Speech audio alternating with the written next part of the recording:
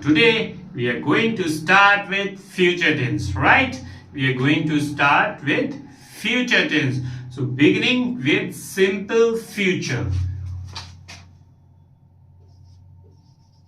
which is also called as future indefinite. Yes, simple future, which is also called as indefinite. Simple वाले जितने भी tenses हैं, whether they are present tense, past tense or future tense, they are also called as indefinite tense. Why?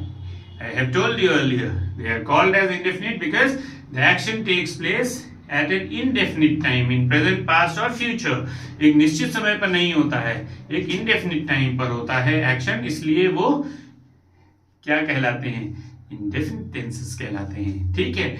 Now we will be studying the simple future tense today. So simple future tense में काहे के लिए use होता है? सबसे पहली चीज, why is simple future tense used? जैसे if we say I shall go to market today, मैं आज बाजार जाऊंगा. I shall go to market today. They will win the match. वे मैच जीत लेंगे. ठीक है, ठीक है. जैसे I shall go to market today, I shall go for a walk in the morning. तो I shall go for a walk in the morning. We shall submit the report on time. So when a future course of action is decided and it has to take place at a certain time in future, किसी एक समय पर किसी future में किसी काम को, किसी एक्शन को होना है, उसके लिए हम क्या यूज करते हैं? फ्यूचर टेंस यूज करते हैं. Which tense we use? Simple future tense use करते हैं. ठीक है. तो simple future tense का यूज है to indicate an action in the future. ठीक है. तो स्ट्रक्चर क्या है इसका?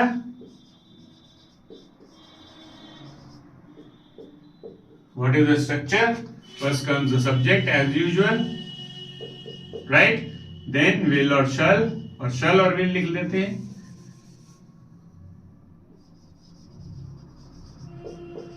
Shall or will. Then verb first form. ये हमेशा ध्यान रखिएगा. इसके बाद जो verb आएगी वो फर्स्ट फॉर्म में आएगी and then comes the object. ठीक है. उसके बाद क्या आएगा? ऑब्जेक्ट आएगा. Verb will always come in the first form, remember that. ठीक है. तो सब्जेक्ट शैल और will, first form of the verb and object. So sentence will be I shall go to market. मैं I shall go to market. जाऊंगा. Remember that shall will be used with I, we. ठीक है. That is first person pronoun के साथ future tense में. Model से इसको link मत करिए. मॉडल्स डिपेंड अपॉन मूड, उनका यूज अलग है. जैसे कहें I will go to market या I will win the match, then we are indicating surety कि मैं निश्चित हूं, मैं ही मैच जीतूंगा. ठीक है. सो उसका यूज थोड़ा डिफरेंट है. So don't get confused, don't mix up them with modal verbs. Modal verbs से इनको मिक्स नहीं करिएगा. ठीक. तो I shall go to market, shall का यूज फर्स्ट पर्सन प्रोनाउन के साथ यूज होगा और will का यूज बाकी सबके साथ. He, she, they, name किसी का लिखा हो. ठीक है. It का यूज हो, बाकी सारी प्रोनाउंस किसी का नाम दिया हो उसके साथ हम क्या यूज करेंगे? विल, शल नहीं. Shall only when we are talking about the tense. जब हम टेंस की बात कर रहे हैं, shall will only and only will used with first person pronoun. ठीक. They will, India will win the match. वे मैच जीत जाएंगे. They will win the match. So this will be the use of simple future tense. ठीक है. simple future tense का use क्या है? जब simple फ्यूचर में आने वाले किसी समय में, जैसे अगर मैंने कहा मैं शाम को बाजार जाऊंगा, तो शाम को किसी भी समय जा सकता हूँ. ठीक है. मैं कल बाजार जाऊंगा. मैं I shall meet my friend day after tomorrow. ठीक है. तो किसी समय परसों, किसी समय, किसी भी से सुबह से शाम तक I would be meeting my friend. Now next is, इसको अगर निगेटिव में यूज करना है, when the sentence has to be used in, has to be made into negative, अगर नेगेटिव सेंटेंस यूज करना है तो सेंटेंस स्ट्रक्चर क्या होगा? सब्जेक्ट, शैल और विल, ठीक है, plus not, that is negative verb, plus verb की कौन सी फॉर्म आएगी? बदलेगी? नहीं बदलेगी, नहीं बदलेगी, यही रहेगी। ओके, सिंपल फ्यूचर में वर्ब की बदलानी रहेगी, हाँ ध्यान रखना। So example, I shall not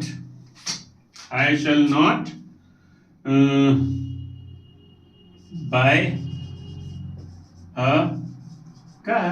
I shall not buy a car. Sir, please reconsider the offer. नहीं खरीदूंगा। They will not win the match. वो मैच नहीं जीतेंगे। कौन जीतेगा मैच? पता नहीं। They will not win the match. So not कहां पर प्लेस करते हैं? Negative verb will be place between shall, will and verb. तो जो दो verbs दी हुई हैं, that is the helping verb and the main verb, the negative word will be placed in between them. उनके बीच में प्लेस किया जाएगा। ठीक है, समझ में आया? तो नेगेटिव वर्ड कहां पर प्लेस करना है उनको, और इनके हिंदी में क्या है? मैं बाजार जाऊंगा, आई शैल गो टू मार्केट, मैं बाजार जाऊंगा, they will win the way, match जीतेंगे, जाऊंगा, खाऊंगा, लाऊंगा, सोऊंगा, रहूंगा, धोऊंगा, इन सब से जो सेंटेंसेस एंड होते हैं उनमें सिंपल फ्यूचर टेंस यूज होता है। ठीक है, समझ में आया? तो ये है सेंटेंस पॉजिटिव, ये है नेगेटिव। अब देखते हैं इंट्रोगेटिव सेंटेंस। इंट्रोगेटिव सेंटेंसेस में ध्यान देना है हमको।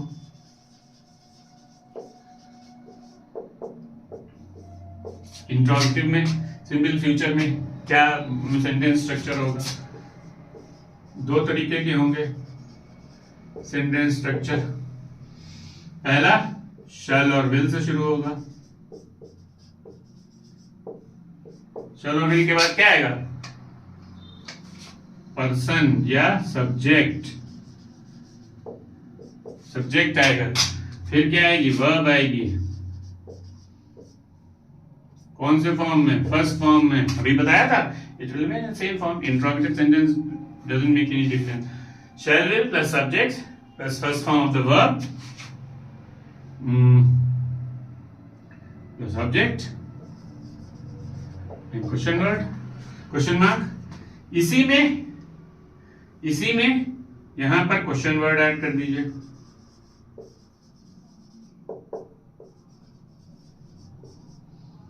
Plus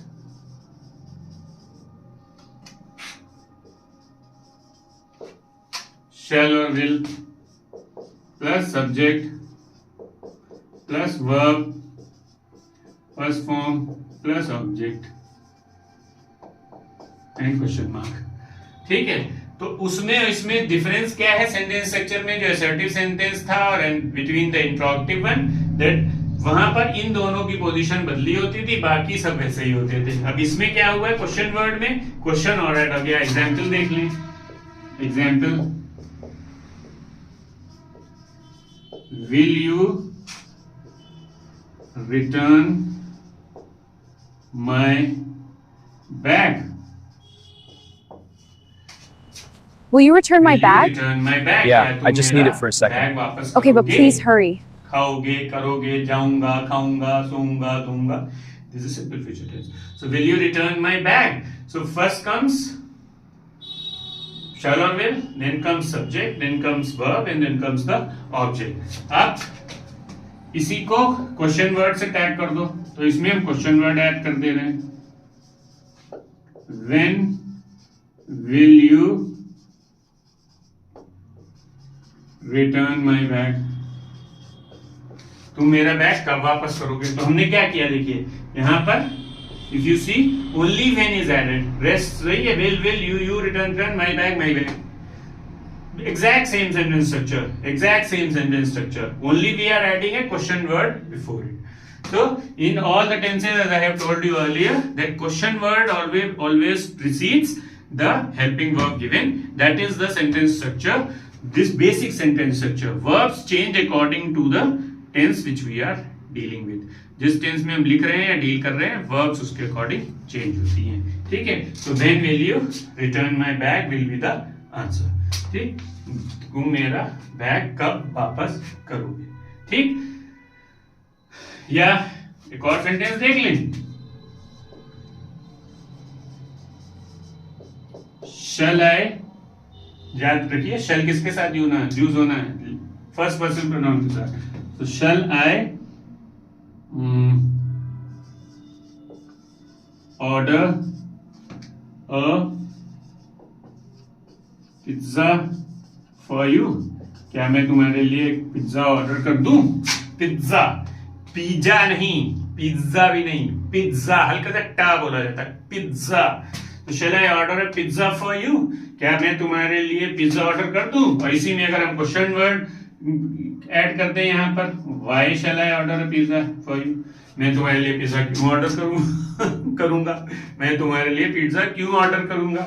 so this is the difference कि क्या करते हैं हम केवल क्वेश्चन वर्ड को पहले ऐड कर देते हैं सेंटेंस स्ट्रक्चर में. That is the only difference. ठीक है. इंट्रोगेटिव में अब अगर इंट्रोगेटिव नेगेटिव सेंटेंस बनाना है तो यहां पर वर्ब का, नेगेटिव वर्ब का हम एडिशन करेंगे, नेगेटिव वर्ड का.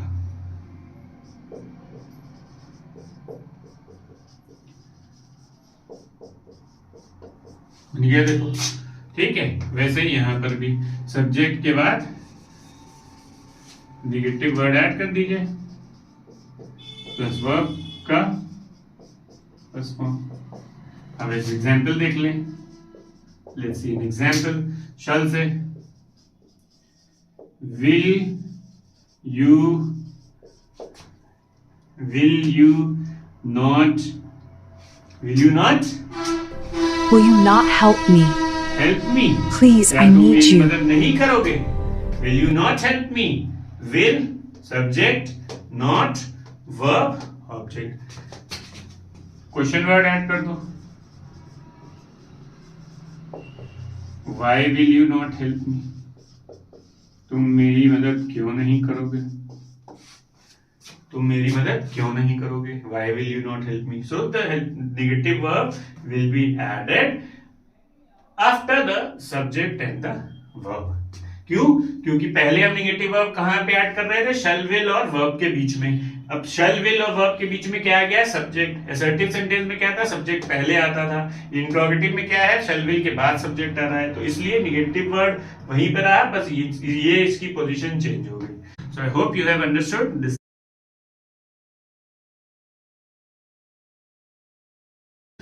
पढ़ा होगा फ्यूचर में कोई एक्शन होता है, तो जो फ्यूचर में कोई एक्शन होता है और वो चलता रहता है उसको बोलते हैं future continuous. An action which keeps on going in future. Future में मैं बाजार जा रहा होऊंगा. Shall be going to market. Will तो I shall be going to market. तो फ्यूचर में हम क्या करते हैं, रहा होऊंगा, रहा होएगा, होएगी, रहा लगा होगा. So let's see future continuous का use क्या है. As I told you once again, the future continuous is used for an action which is happening in the future, going on in future. Future में, भविष्य में, आने वाले समय में कोई एक्शन चल रहा है लगातार जिसमें रहा जुड़ा हुआ है, वहां पर हम future continuous का यूज करेंगे. Future continuous will be used there. Structure क्या है,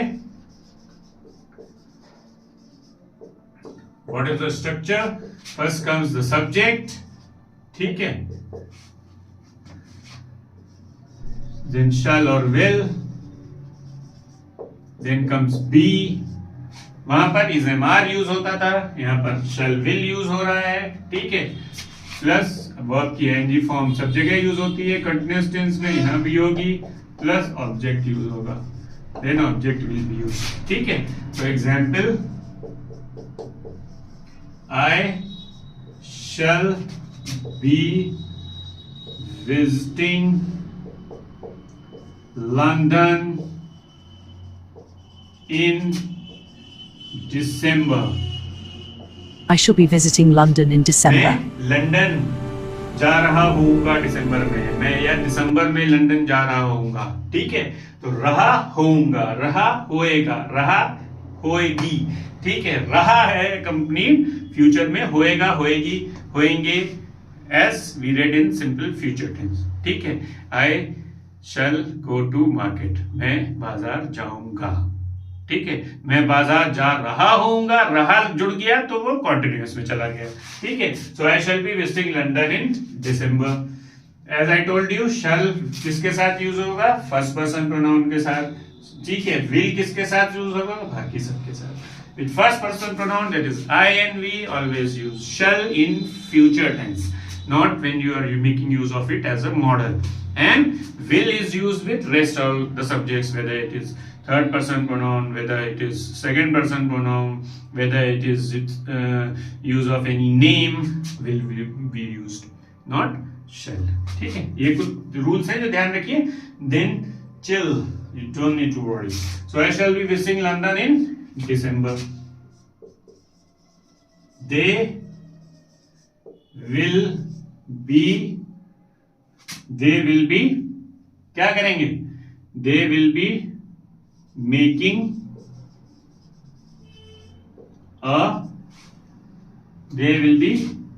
a new project. वो एक नया प्रोजेक्ट बना रहे होंगे। कब? इन अक्टूबर। मतलब टाइम दे दो, टाइम की जरूरत नहीं है, but you can give time to give it more clarity. They will be making a new project in October. वे अक्टूबर में एक नया प्रोजेक्ट बना रहे होंगे। बना रहे होंगे, रहा is a complaint. So what is the use of future continuous? When in future some action will be going on. जब फ्यूचर में कोई एक्शन चल रहा होगा, इसमें be लगेगा। वर्ब की ing फॉर्म कट सभी कंटिन्यूअस टेंसेस में लगती है, whether it is present, past और फ्यूचर। इसमें be एडिशनल जुड़ जाता है। अब इसी को अगर निगेटिव बनाना है, we have to make it negative, तो सेंटेंस स्ट्रक्चर क्या होगा? सब्जेक्ट shall will, क्या होगा सेंटेंस स्ट्रक्चर? नॉट आ जाएगा, प्लस be आएगा, प्लस वर्ब की ing form, not will be placed, and plus object. Not will be placed between the helping verb and B. Helping verb और B के बीच में नॉट को प्लेस करेंगे when we are doing future continuous tense, right? So what will be the sentence structure?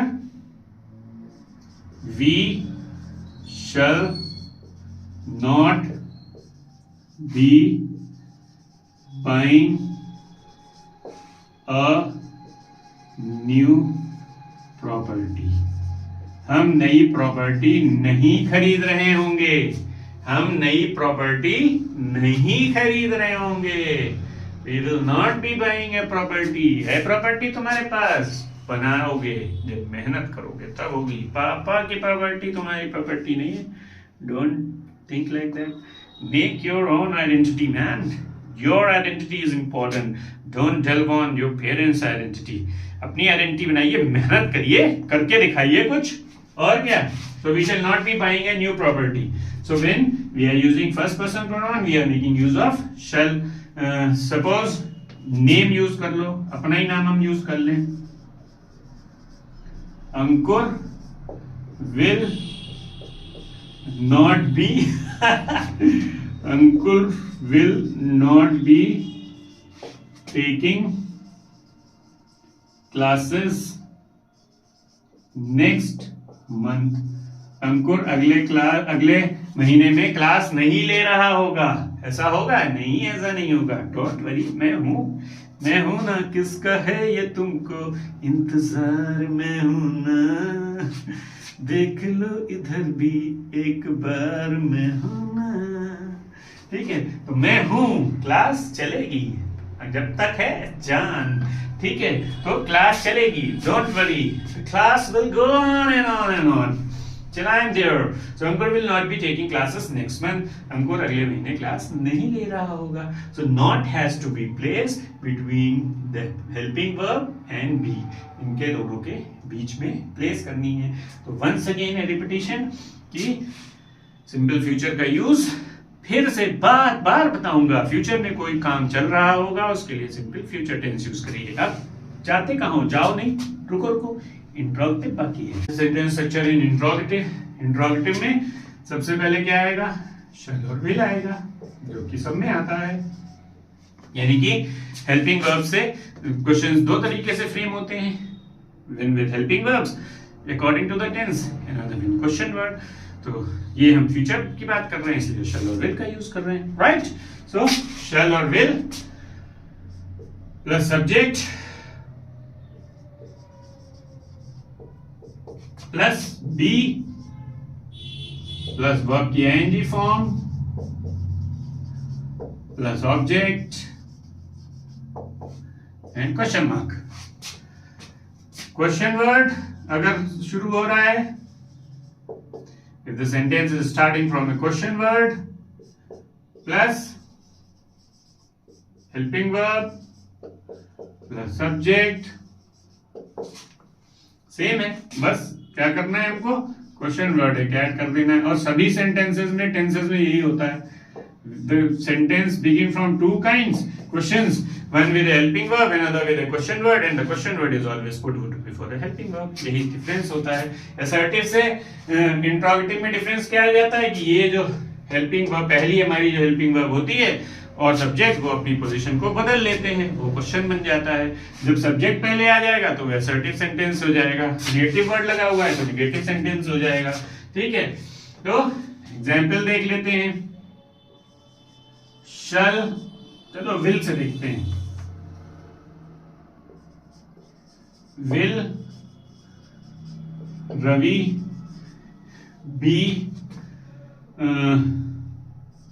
Will Ravi be performing a new dance. Will Ravi performing a new dance? Dance perform कर रहा होगा। क्या रवि नया dance perform कर रहा होगा, नया dance कर रहा होगा, ठीक है। Why will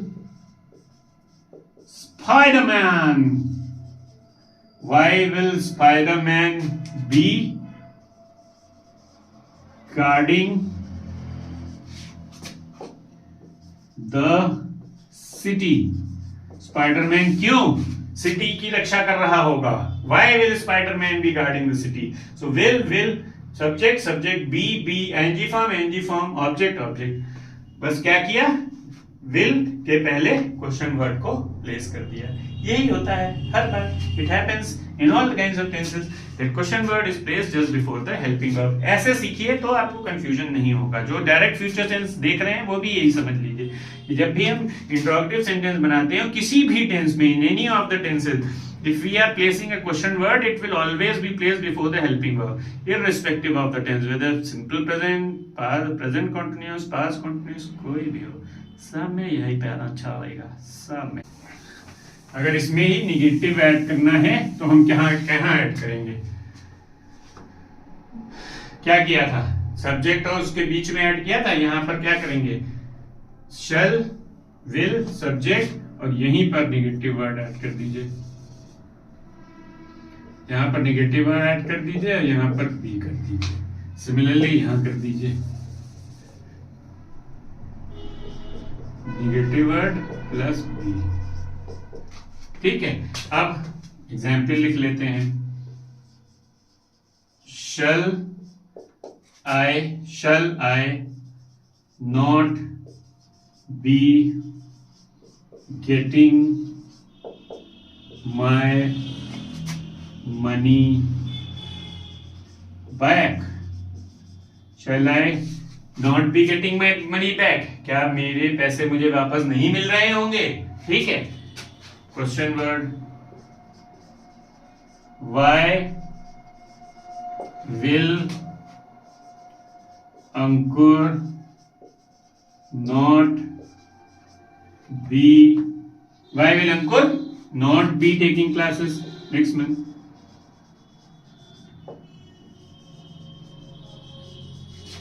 Why will Ankur not be taking classes next month? Ankur अगले महीने क्लास क्यों नहीं ले रहा होगा?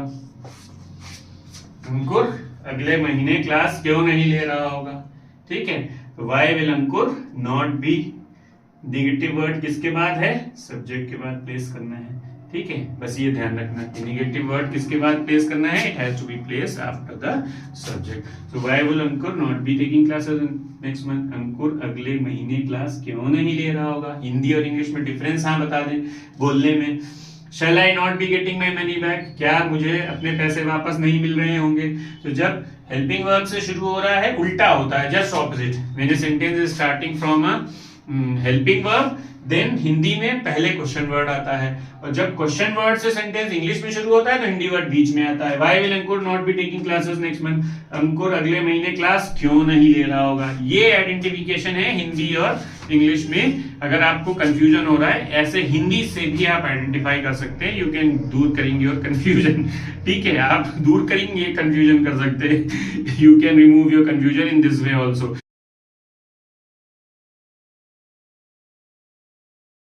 यूज है वो आपको क्लियर हम बता दें। The use of future perfect tense is that future perfect tense is used for an action which will be completed at certain time in the future. I repeat, at certain time in the future. Specifying time is extremely important. Time को specify करना कि किस समय तक, और इसमें bye का use होता है टाइम को स्पेसिफाई करने के लिए। उस समय तक, एक निश्चित समय तक किसी एक्शन का कंप्लीट होना जरूरी है। और हिंदी में चुका होगा, चुकी होंगी आएगा। So structure of this sentence, let's study first. What is the structure? The structure is subject plus shall or will. As I have already told you, shall or will किसके साथ यूज होता है, first shall यूज होता है first person pronoun के साथ, that is I and we, and बाकी सबके साथ क्या यूज होगा, will यूज होगा। ठीक है, प्लस बाय के साथ टाइम यूज करिए, ये बहुत इंपॉर्टेंट है। This is extremely important. Why this is extremely important? Because without mentioning this sentence is incomplete. So time has to be specified. Number 5, so I और वी के साथ क्या यूज होना है, शैल यूज होना है। पहले भी बताया आपको, if you have studied the previous tenses you would have seen that. So अब हम सेंटेंस लिखते हैं, I shall have bought a Mercedes by April. मैंने अप्रैल तक मर्सिडीज खरीद चुकी होगी, तो चुकी होगी, ठीक है, तो मर्सिडीज खरीद चुकी होगी नहीं। No such plan. I am not going to plan about purchasing Mercedes at all. कोई ऐसा इरादा नहीं है, जस्ट आपको बताने के लिए कहा। ठीक है, मर्सिडीज नहीं खरीदने का इरादा है, खरीदी जा सकती है लेकिन not such any such idea. ठीक है, जैसे दे के साथ क्या यूज करना है, विल यूज करना है। दे will have invented a robot by 2027। तो उन्होंने 2027 तक रोबोट बना चुका होगा। वे 2027 तक रोबोट बना चुके होंगे। रोबोट इंग्लिश में बोला जाता है, हिंदी में रोबोट बोलते हैं, but the English pronunciation is robot, don't say robot. ठीक है, आपको प्रोनाउंसिएशन भी बीच बीच में हम बता देते हैं, करेक्ट करा देते हैं। ठीक है, जैसे another example can be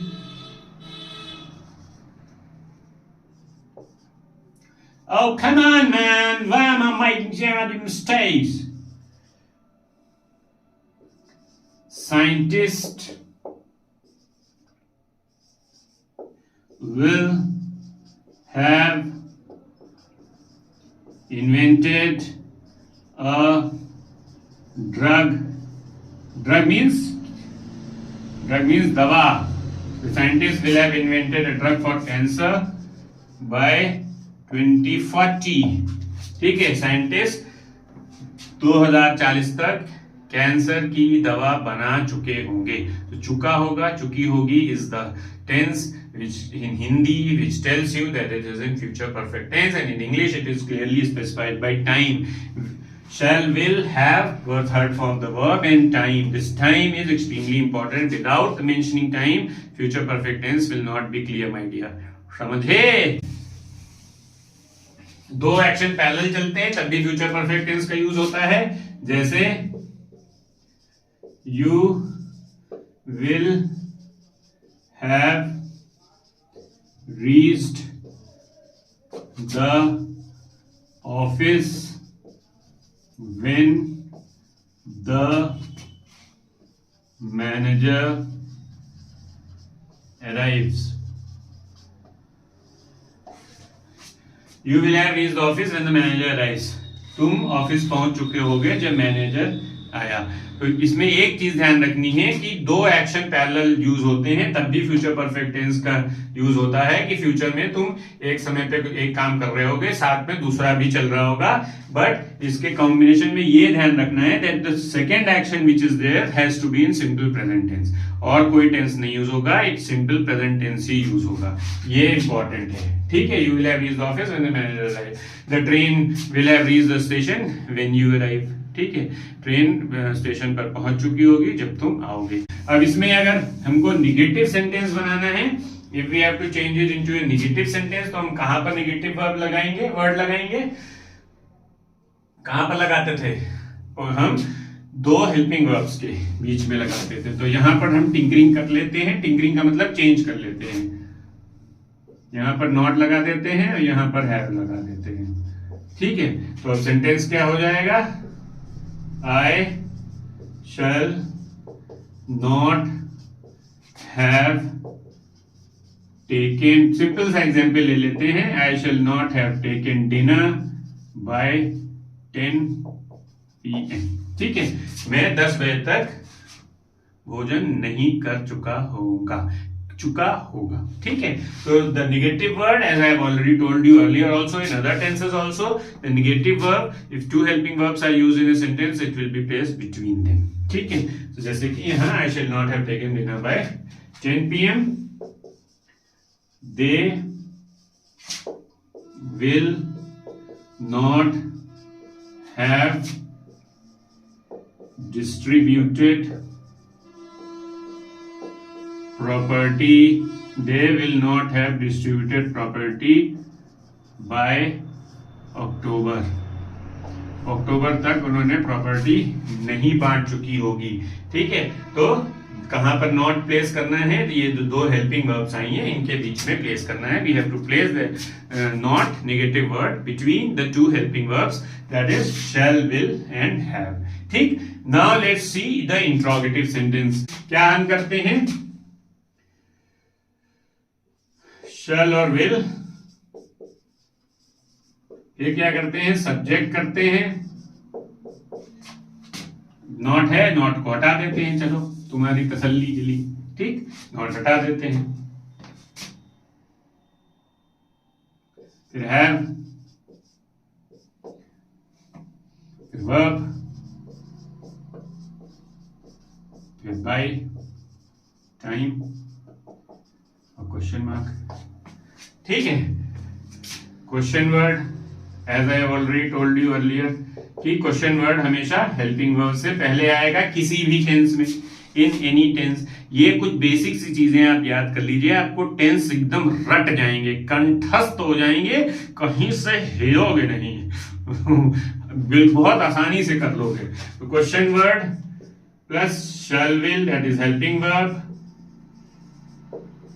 subject plus have plus verb की third form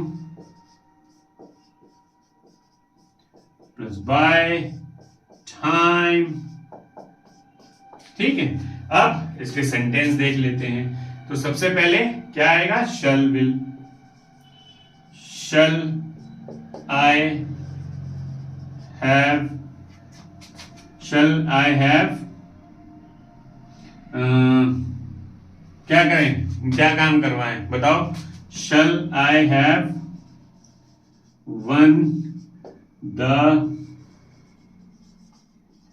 competition, shall I have won the competition by December, क्या मैं दिसंबर तक कंपटीशन जीत चुका होऊंगा? तो ऑफ कोर्स जीत चुके होगे अगर अच्छी प्रिपरेशन करोगे। If your preparation is good, आजकल तो बहुत सारी प्रिपरेशन होती है। You not only have to prepare yourself, you have to analyse others also, how others are playing. Have you seen in the matches how many statistics are analysed, how other players are performing, what is the nature of their playing, whether it is football or cricket, how they bat, how they bowl, how does the player run, how does he defend. Everything is analyzed by the analysts which are there in the team, part of the team, and then the data is presented. So निश्चित जीत सकेंगे। तो shall I have won the competition by December? और अगर इसी में हम question लगा दें, why लगा दें, so why shall I have won the competition by December? Question. क्या किया? सिर्फ क्वेश्चन वर्ड को ऐड कर दिया। Why shall I have won the competition by December? मैं दिसंबर तक क्यों कंपटीशन जीत चुका होऊंगा, है ना? तो हम क्या करते हैं, क्वेश्चन वर्ड बस ऐड कर देते हैं। और यहां से डिफरेंस क्या है? Only the subject comes here and shall will comes first. ये इसीलिए लिखा रहने दिया so that you don't have any confusion. या आपके कंफ्यूजन को दूर करने के लिए ही मैंने इसको लिख के छोड़ा है। That you should not have any confusion. That whenever a question word is formed from or assertive sentence में केवल डिफरेंस क्या होता है कि helping verb पहले आ जाती है और सब्जेक्ट बाद में चला जाता है। क्वेश्चन वर्ड हेल्पिंग वर्ब से और पहले आ जाता है। ठीक है, जैसे एक और सेंटेंस देख लें, will Aman have returned, will Aman have returned my money by 30th March? क्या अमन 30 मार्च तक मेरे पैसे, क्या अमन 30 मार्च तक मेरे पैसे वापस कर चुका होगा? ठीक है, तो will Aman have returned my money by 30th March? So time specify करना जरूरी है, क्योंकि फ्यूचर, इसका यूज क्या है कि फ्यूचर में एक निश्चित समय पर किसी काम को कंप्लीट होना है, at a certain time in the future. And that is why time is extremely important. So will Aman have returned my money by 30th March? तो क्या करते हैं अब, अगर हमें इसके क्वेश्चन में क्वेश्चन वर्ड से बनाना है तो इसमें क्वेश्चन वर्ड ऐड कर दीजिए। Why will Aman have returned my money by 30th March? ठीक है, अमन मेरे पैसे क्यों 30 मार्च तक वापस कर चुका होगा? ठीक, समझ में आया? तो इस तरीके से हम करते हैं। अब अगर इसको नेगेटिव बनाना है, if we have to make it a negative one, इसी को नेगेटिव में चेंज करना है, तो नेगेटिव वर्ड हम कहां पर ऐड करेंगे? कहां पर ऐड करेंगे? जैसे पहले बताया था वैसे ही करेंगे। कहां करते हैं? सब्जेक्ट के बाद ऐड करिए। So why shall I not have won the competition, इसको यहां पे कर दीजिए। Why shall I not have won the competition, why will Aman not have. हम क्या करते हैं? सब्जेक्ट के बाद प्लेस कर सकते हैं, कर देते हैं। जो प्रीवियस टेंसेस बताए थे उसमें देखा था आपने, यहां पर प्लेस कर दीजिए नेगेटिव वर्ड को, बस। Similarly here, negative word will be placed here.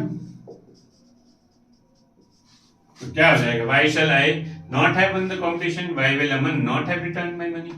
So when two helping verbs are there, helping verb is negative word is placed between two helping verbs in the assertive sentence when we make a question. क्योंकि helping verb पहले आ जाती है subject के, तो negative word कहां place होता है? Subject के बाद। ये कुछ बेसिक सी चीजें हैं जो हर टेंस में एप्लीकेबल होती हैं। These are applicable in all the tenses. That when assertive sentences are there and two helping verbs are given in continuous tense, perfect tense, इनमें दो helping verbs होती हैं या मेन वर्ब हेल्पिंग वर्ब होती है, तो हम क्या करते हैं? नेगेटिव वर्ब को उनके बीच में प्लेस करते हैं। अगर जब इंट्रोगेटिव वही बनाते हैं तो इंट्रोगेटिव में सब्जेक्ट के बाद आ जाता है। समझे?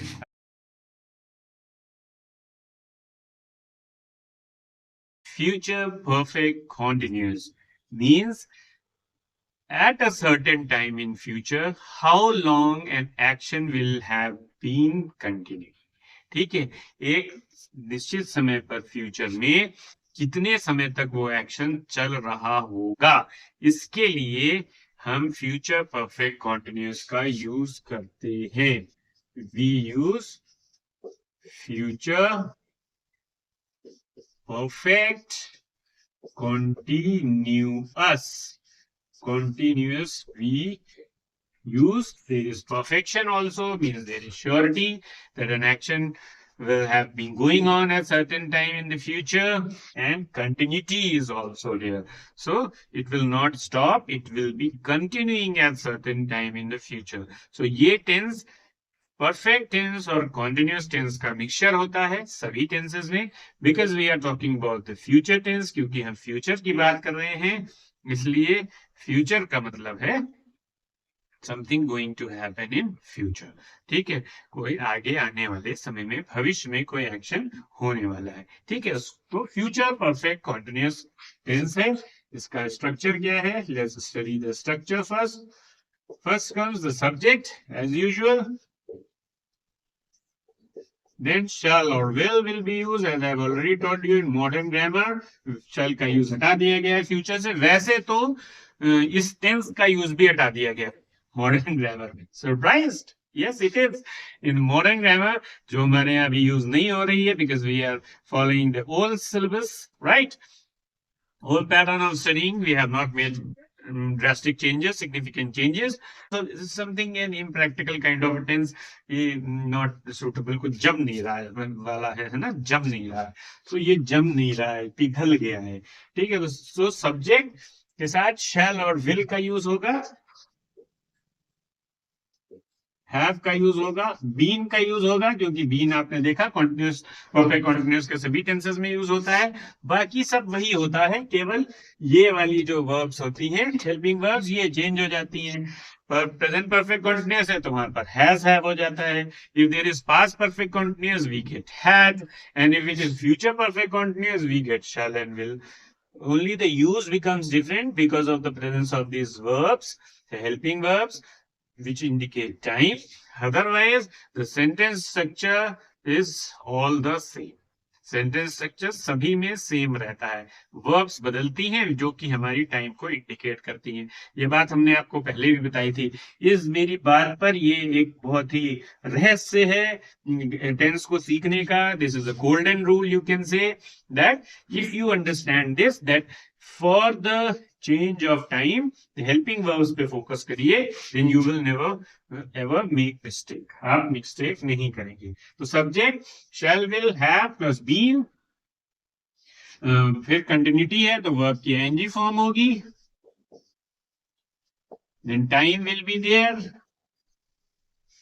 ठीक है, फिर ऑब्जेक्ट आप लिखना चाहें तो लिख लें। तो अब जैसे इसका एग्जाम्पल ले लें, we shall have been working in this industry for 10 years. So we shall have been working in this industry for 10 years. So हम इस इंडस्ट्री में 10 साल से काम कर चुक रहे होंगे। ठीक है, तो रहेगा क्योंकि कंटिन्यूटी है। तो 10 साल से काम कर चुक रहे होंगे, चुक रहा होगा, चुक रही होगी, ये आएगा इसमें हिंदी में। ठीक है, so we shall have been working in industry for 10 years। अब इसको और ज्यादा स्पेसिफाई कर ले तो ये देख लीजिए, they will have been practicing judo for an hour by evening। अब इसमें और ज्यादा हमने स्पेसिफाई कर दिया, I made even more clear, they will have been practising judo for an hour by evening, यानी कि शाम तक वह 1 घंटे से जूडो का अभ्यास कर चुक रहे होंगे। तो एक निश्चित समय भी दिया है और कितने घंटे से वो काम चल रहा है, सिंस फॉर का यूज किया गया है, कब से वो काम शुरू हुआ और फ्यूचर में कब तक वो चल रहा होगा। ठीक है, तो उसके लिए और ज्यादा स्पेसिफाई कर दिया है, specified clear, made clear even more that at, ये भी यूज हो सकता है, ये दोनों टाइम भी यूज हो सकते हैं, this singular time can also be use, means in order to make it clear we can tell at till what time, एक निश्चित समय हम भी दे दें और कितने समय से वो काम, दोनों। क्यों, ये तो बहुत ही ज्यादा इंपॉर्टेंट है। क्यों, क्योंकि हमको क्या बताना है कि कब से कब तक काम चल चुक रहा होगा, है ना। तो क्योंकि कंटिन्यूटी ऑफ टाइम शो करना है, we have to show the continuity of time, so it is extremely important. So they will have been practicing judo for an hour by evening. Shall we see another sentence? अगर कोई confusion हो रहा हो तो एक और देख लो।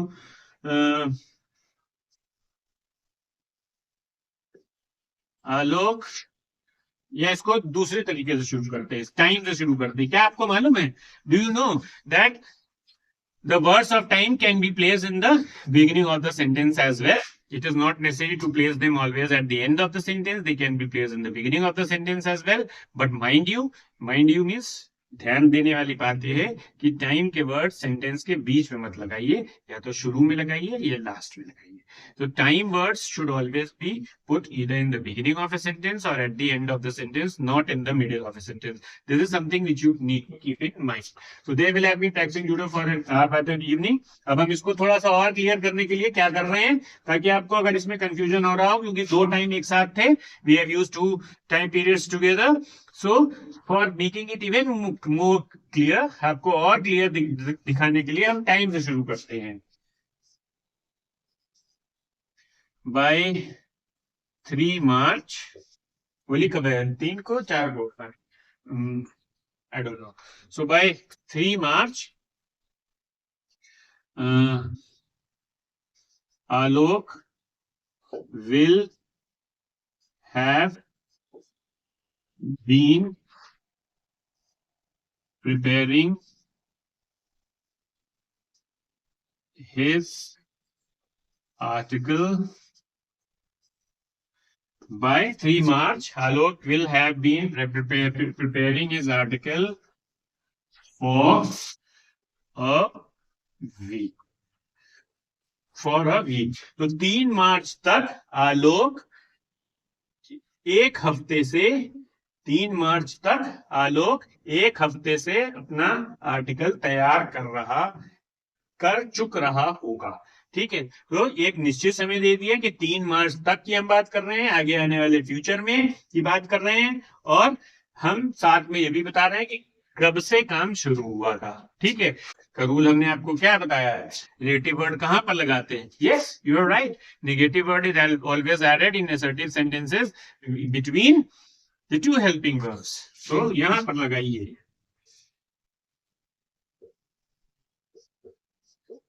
यहां पर लगा दीजिए। तो हम क्या बनाएंगे, I shall not have, I shall not have been learning music. I shall not have been learning music by 2028. I shall not have been learning music by 2028. तो 2028 तक मैं म्यूजिक नहीं सीख चुक रहा हूँगा। ठीक है, रहा इसलिए लग रहा है क्योंकि ing फॉर्म वर्ब का। So I shall not have been learning music by 2028. So as I have already told you that negative words are always added between the two helping verbs given. So two helping verb दिए और जब interrogative आ जाएगा, because this interchange their position, so negative word subject के बाद आ जाता है। ठीक है, अब इसमें हम देख लेते हैं एक और sentence, they will not have been bombing another country they will not have been bombing another country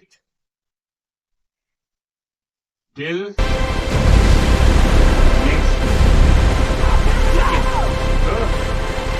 next year या बाय नेक्स्ट ईयर भी लिख सकते हैं. नेक्स्ट ईयर तक वो बम नहीं गिरा रहे होंगे किसी देश पर. कोई भी हो सकता है, anywhere. Nowadays conflicts are common, so it may happen anytime, right? So in this way, negative word will be added. Negative sentence बनेगा. Now comes the interrogative. पहले ले लीजिए shall और will. फिर क्या आएगा? सब्जेक्ट. फिर क्या आएगा? हैव. फिर क्या आएगा? बीन. फिर क्या आएगा? आई वर्ब की आईएनजी फॉर्म. फिर क्या आएगा? Time. And a question mark is always necessary. Some students miss the question marks. They don't put the question marks. So question marks are always very necessary whenever you are making an interrogative sentence. Question marks are extremely important because without putting a question mark, that is also an error in a sentence. वो भी एक गलती होती है sentence में, क्योंकि question mark तो बहुत important role play करते हैं.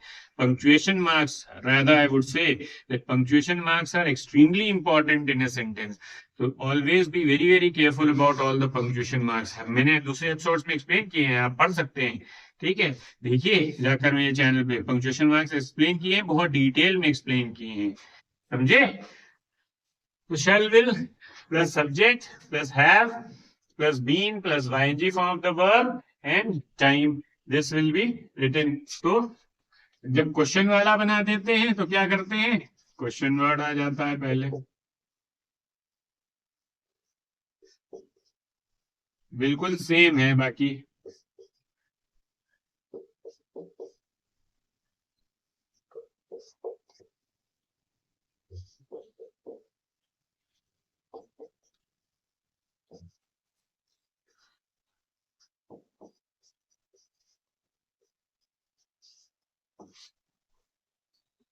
ओके, बिल्कुल सेम है. Question word shall will subject have been verb ing and time. So sentence लिख लेते हैं. shall we have been, shall we have been participating. कोई ऐसा प्रैक्टिकल सा एग्जाम्पल दे ना, because as I already told you कि ये बहुत इम्प्रैक्टिकल सा टेंस है. तो फ्यूचर में समय पर परफेक्शन भी है, हो भी रहा होगा. So this is something impractical kind of a tense. So shall we have been participating, shall we have been participating in Olympics. Shall we have been participating in Olympics in 2030. 2030 में तो है शायद ओलंपिक्स. तो क्या हम Olympics में 2030 में भाग ले चुके रहे होंगे? ठीक है, क्या ऐसा हो रहा होगा? हो चुका होगा? नहीं हो रहा होगा. ठीक है, तो सेंटेंस स्ट्रक्चर ये है. अब इसी में अगर हम क्वेश्चन वर्ड जोड़ दें, why shall we have been participating in Olympics in 2030? So rest of the sentence structure remains the same exactly. उसमें तो कोई डिफरेंस हुआ नहीं, बिल्कुल सेम सेंटेंस स्ट्रक्चर है. हमने क्या किया? केवल क्वेश्चन वर्ड को पहले ऐड कर दिया. तो this I have already told you many times that question word will always be placed before the helping verb. And अगर इसमें इनकी पोजीशन को चेंज कर दें, if I right the subject first and shall and will later, it will become an assertive sentence. So these are certain minute grammatical structural rules which you need to be very careful of, and which if you have studied and learned properly, then you will not face any problem in learning tenses and understanding them, because these are the things which are extremely important. यही सबसे important चीजें हैं इनमें कि sentence का structure. Verbs तो change होती हैं टाइम के अकॉर्डिंग.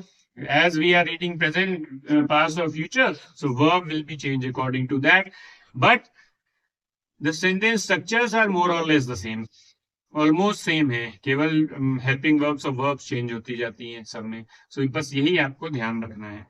उसी से वो हिंदी में जो है टेंस के सेंटेंसेस चेंज हो जाते हैं। समझ में आया? जैसे when will they have been when will they have been booking a flat in 2040? चाहे तो बाई भी लगा दीजिए। When will they have been booking a flat in 2040? So this is how the sentence structure is, that question word comes first, then comes the helping verb, then comes the subject, then comes have, then comes been, then comes the ing for the verb, then comes the object if it is necessary, and then the time, which is extremely important in future perfect and future perfect continuous tenses.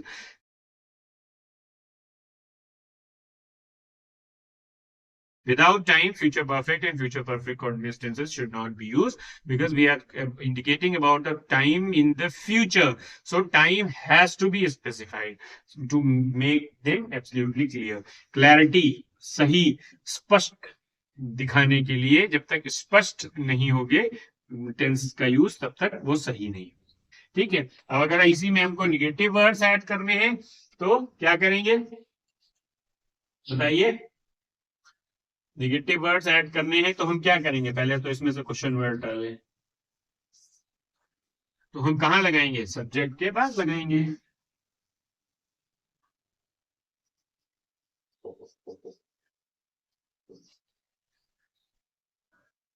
तो यहां पे लगा दीजिए।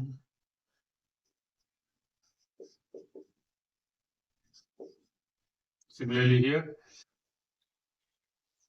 what we do is we just place the negative word between the subject and the helping verb. So when will they not have been booking? So negative में meaning हो जाएगा, ठीक है? The meaning will change into negative. So this is how the tenses are used.